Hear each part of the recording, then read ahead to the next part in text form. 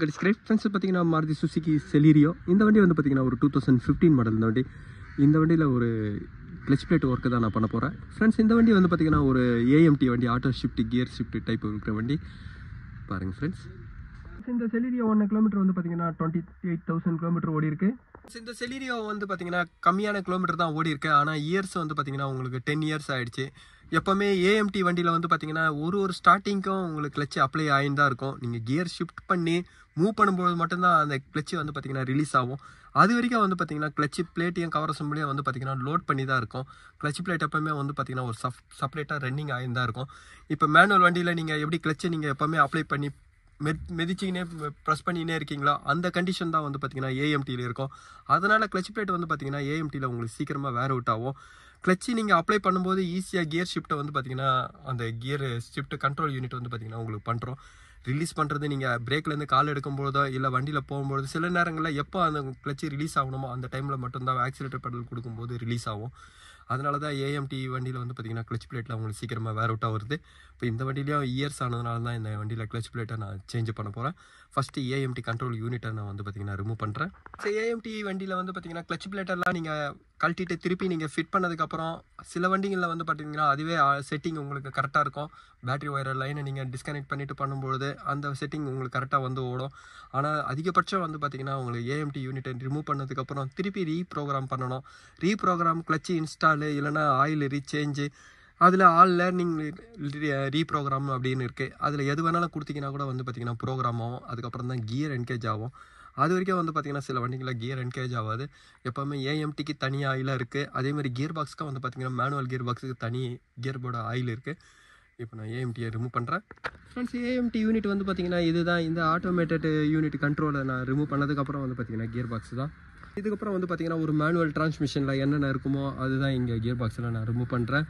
Automatic டிரான்ஸ்மிஷனில் வந்து பார்த்தீங்கன்னா automated வந்து இங்கே தான் உங்களுக்கு என்கேஜ் பண்ணோம். அதேமாதிரி கிளச்சையும் ஆப்ரேட் பண்ணுறது வந்து பார்த்தீங்கன்னா அந்த கண்ட்ரோல் யூனிட்லேயே இருக்குது.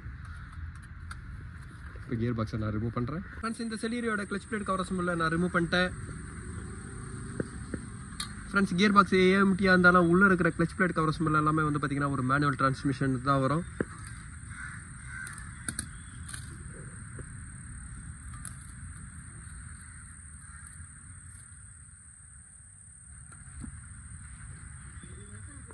ஃப்ரெண்ட்ஸ் இந்த செலீரியோட ஃப்ளைவீல் வந்து பார்த்தீங்கன்னா இதோட கண்டிஷன் நல்லா இருக்கிறதுனால இதே ஃப்ளைவீல் தான் நான் யூஸ் பண்ணுறேன்.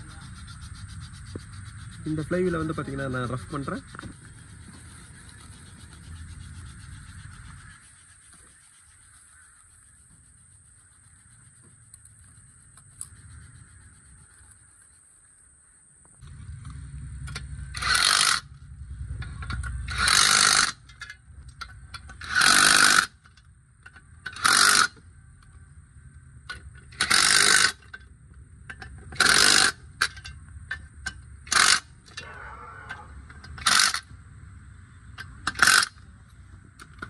ஃப்ரெண்ட்ஸ் ட்ரையாங்கிளாக நீங்கள் டைட் பண்ணும்போது வந்து பார்த்தீங்கன்னா அந்த செட்டிங் ஈவனாக இருக்கும். அதே மாதிரி இதோட ஸ்ப்ரிங்கோட டென்ஷனை வந்து பார்த்தீங்கன்னா இந்த கார்னரில் தான் வருது ட்ரையாங்கிளாக. அதனால தான் ட்ரையாங்கிளாக நீங்கள் டைட் பண்ணும்போது செட்டரிங் கம்ப்ளைண்ட்லாம் இருக்காது.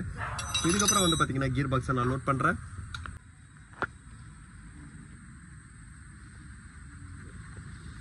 இந்த ஆட்டோமேட்டிக் டிரான்ஸ்மிஷன் வந்து பார்த்தீங்கன்னா வண்டி 28,000 தான் கிலோமீட்டர் தான் ஓடி இருக்குது. ஆனால் அதோட ஆயில் பாருங்கள் எவ்வளோ கண்டிஷன் எப்படி இருக்குன்னு.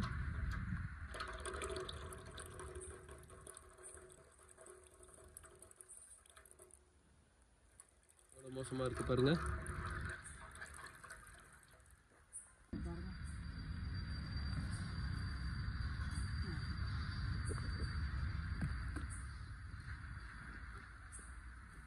ஃப்ரெண்ட்ஸ் இந்த செலீரியோக்கு வந்து பார்த்தீங்கன்னா 2 litre gear box oil capacity வரும். இந்த கியர் பாக்ஸ் ஆயில் வந்து பார்த்தீங்கன்னா கேஷ் ஆன் தான் நான் ஃபில் பண்ணுறேன்.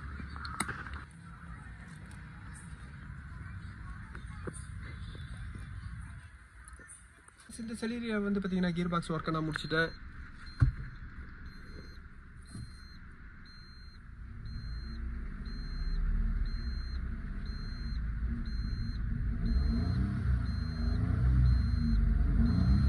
ஃப்ரெண்ட்ஸ் என்ஜினோட ஸ்பீடு அதே மாதிரி வந்து பார்த்தீங்கன்னா ஸ்பீடாமீட்டரோட சிக்னலு அதே மாதிரி வந்து பார்த்தீங்கன்னா கியரோட கிளச்சோட பொசிஷன் இதெல்லாத்தையும் வச்சு தான் இது வந்து பார்த்தீங்கன்னா இந்த கியர் செலெக்ஷன் ஆகும்.